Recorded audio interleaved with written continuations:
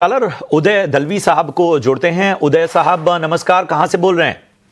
Sir मैं वाशी उदय दलवी वाशी नई मुंबई से बोल रहा हूँ। अरे वाह वाह, चलिए बताइए क्या मदद की जाए आपकी, कौन सा स्टॉक लिया आपने? सर मैंने TVS 1000 शेयर लिए हुए हैं। अच्छा। 152 के एवरेज प्राइस के ऊपर। टीवीएस सप्लाई चेन ना? Yes correct correct. ठीक है। शेयर 152 के एवरेज के ऊपर। मैं जान सकता हूं कि आपका नजरिया क्या है, लॉन्ग टर्म का या शॉर्ट टर्म का? लॉन्ग टर्म का है सर। चलिए बहुत अच्छे, लॉन्ग टर्म का नजरिया है। ऊपरी स्तरों की थोड़ी खरीदारी है राजेश, 152 और जितने स्टॉक इन्होंने होल्ड किए उस हिसाब से इनको 22,740 रुपए का नुकसान हो रहा है। अब पिछले 5 ट्रेडिंग सेशन में देखें तो 3% से ज्यादा टूटा है ये स्टॉक का। पिछले 6 महीने में अगर देखें तो लगभग 4.5% की गिरावट हमें देखने को मिली है और इस साल अब तक ये 27% टूट चुका है। हालांकि इनका लॉन्ग टर्म का नजरिया है, थोड़ा लॉन्ग टर्म भी देख लेते हैं।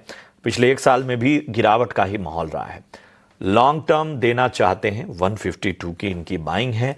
बताइए टीवीएस सप्लाई चेन जो लगातार पिछले 1 साल से गिरावट का शिकार हो रहा है, कोई गुंजाइश है उछाल की?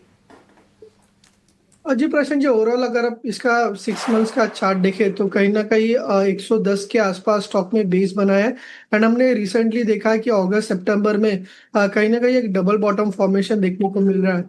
तो अभी यहाँ पे होल्ड करने की सलाह होगी। नीचे में अगर आप देखें तो 120 का एक स्टॉप लॉस रख सकते हैं। ऑन द हाई साइड अगर आप देखें तो 137 एक क्रूशियल रेजिस्टेंस रहेगा।